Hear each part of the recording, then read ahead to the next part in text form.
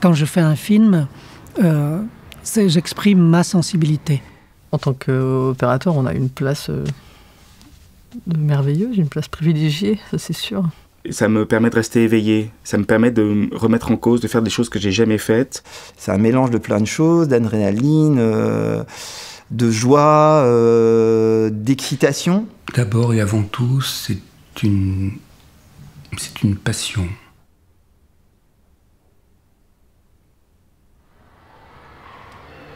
Comme j'étais immigré de la première génération, je n'ai jamais imaginé que je puisse faire du cinéma.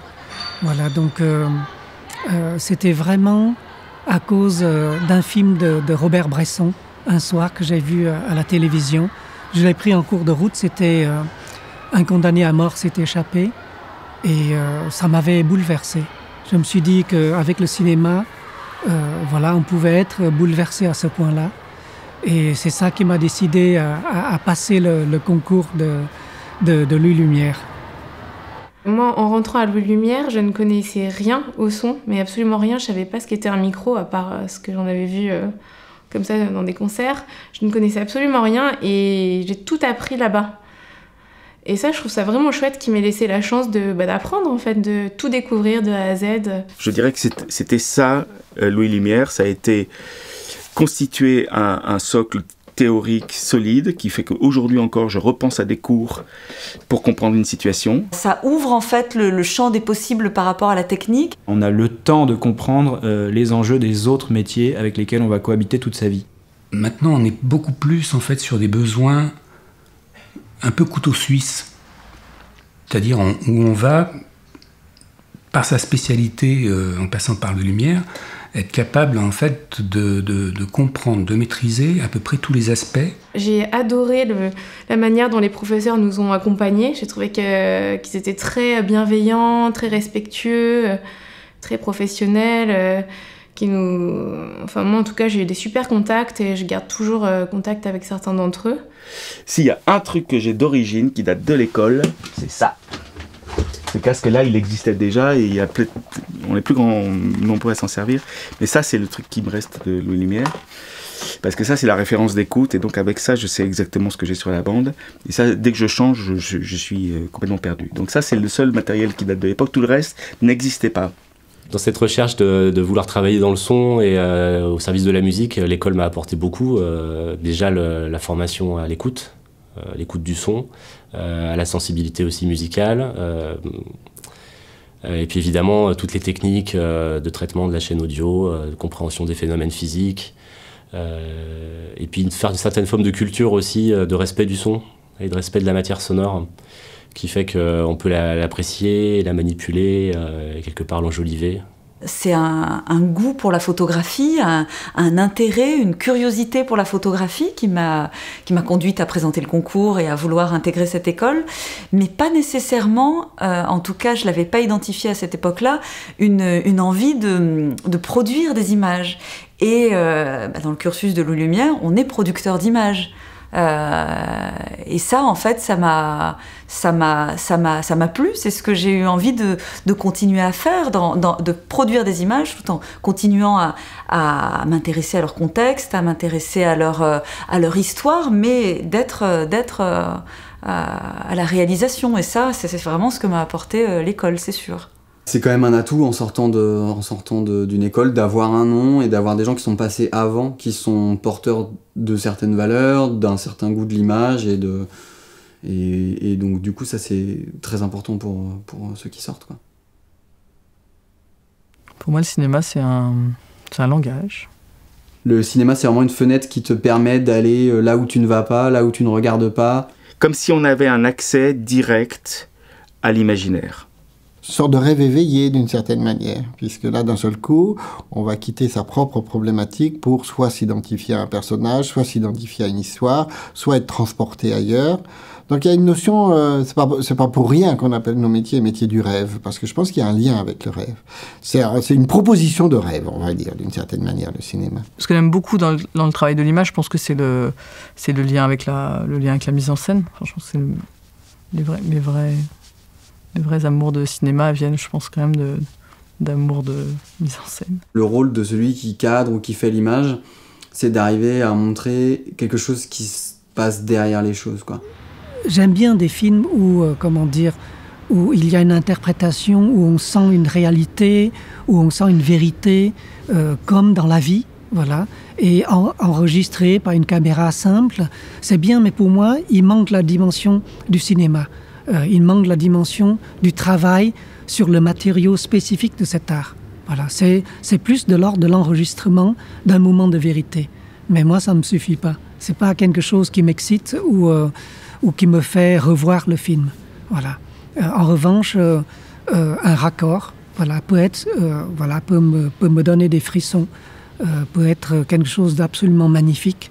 Voilà, du pure sensation d'art. Voilà, ça viendrait de là. Donc, pour ça, il faut travailler avec la caméra. On ne peut pas faire autrement.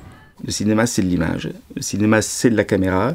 Et j'ai un copain un jour, monteur son, qui m'a dit ça, qui m'a dit, mais moi, quand je fais du son, quand je fais du montage son, je travaille l'image. C'est-à-dire que le plan va durer moins longtemps, on ne va pas lire l'image de la même manière, on ne va pas regarder la même profondeur en fonction de ce que je vais faire au son. Donc on ne travaille pas le son, on travaille l'image. Les gens qui font du son au cinéma savent bien que c'est le son qui fait le lien, en fait, de la sensation temporelle au cinéma. Puisque les images peuvent complètement passer d'un cadre à l'autre. Et une continuité sonore, d'ambiance par exemple, nous indique qu'on est dans la même scène, dans la même dramatique. Et en réalité, dans la vie de tous les jours, c'est ce qui correspond à notre expérience. On perçoit toutes les émotions, on perçoit presque l'inconscient des gens, tout se niche dans les voix, plus que dans l'image, je trouve. Je trouve que quand quelqu'un est ému, on le sent tout de suite au casque. Je trouve que c'est l'expérience la plus mystérieuse que je connaisse et la plus riche sur le plan de l'imaginaire. La photographie, pour moi, c'est vraiment une manière de rendre sensible le réel. Voilà. C'est une prise avec le monde et c'est aussi le questionner, le remettre en question. Et ça, je pense que c'est un engagement que tout artiste a ou devrait avoir, en tout cas. C'est un outil. Avant tout, c'est une façon d'appréhender le monde, une façon d'appréhender le réel. Tout est impermanent, tu vois, tout bouge, tout change tout le temps, en fait. Et au fond, il y a cette illusion qu'à un moment, tu vas figer quelque chose pour l'éternité. Mais au fond, c'est vraiment une illusion. Voilà. Et c'est ça que je trouve assez fascinant maintenant dans la photographie. Moi, j'ai l'impression qu'aujourd'hui, il y a quelque chose qui est intéressant qui fait que la photographie, elle est beaucoup moins académique, elle est beaucoup plus expérimentée, triturée, même malmenée. Elle est utilisée vraiment, on essaye vraiment toutes ses limites et il y a des propositions artistiques intéressantes qui sortent de tout ça. Je crois que les jeunes générations ont besoin de se réapproprier ça et ont besoin aussi de sortir des fabrications industrielles homogènes, parce qu'ils ont besoin de se démarquer. N'importe quel créatif, en fait, a besoin de trouver sa patte, de trouver son écriture, son style. Le problème n'est pas de l'outil, il est de ce que tu veux raconter. Si demain tu dois faire des photos avec un jetable, c'est pas un problème. Si tu dois le faire avec un 100 millions de pixels hyper compliqué, si ce que tu as raconté a besoin de cet outil, c'est pas un problème pour moi. C'est pas juste celui qui a eu les moyens d'avoir accès à une caméra qui va devenir cinéaste. Maintenant, tout le monde a les moyens, donc celui qui va devenir cinéaste, c'est celui qui en fait quelque chose. En fait, je pense qu'il faut accepter qu'il y aura beaucoup d'inconnus, et je crois que c'est ce que j'aime bien. Il y a un modèle à réinventer, aussi bien de la musique enregistrée que de la musique ou que l'événementiel, pour que les choses puissent exister dans la diversité. Je souhaite que la diversité puisse continuer à s'exprimer. Voilà, qu'on puisse faire des films, exigeants, des films différents, des films dits peut-être difficiles. Voilà. Ça, c'est quelque chose que je souhaite pour le cinéma, pour l'avenir du cinéma.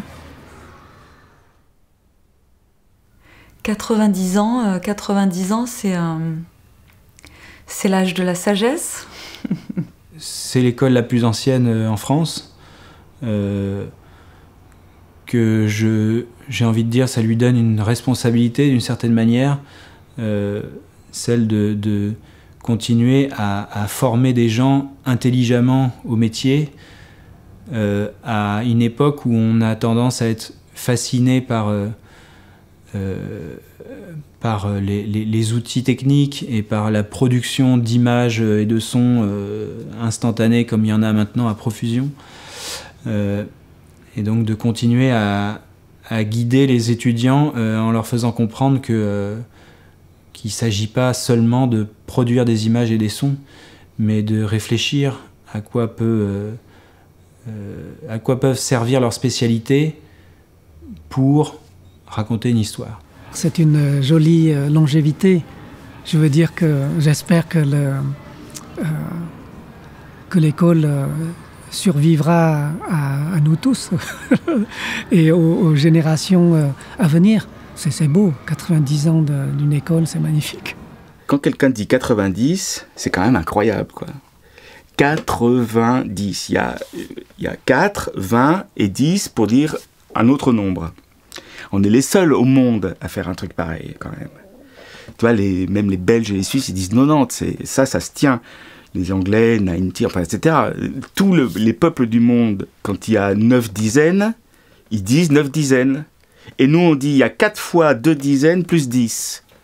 Et ça, c'est le côté très très tordu de la langue française que j'entends dans 90. Et que j'aime énormément aussi. Parce que c'est un récit, déjà. Je me suis dit aussi que 90, c'était un 9 et un 0. Et que donc, ça voulait dire qu'à 90 ans, on pouvait repartir à 0 avec un avenir tout neuf.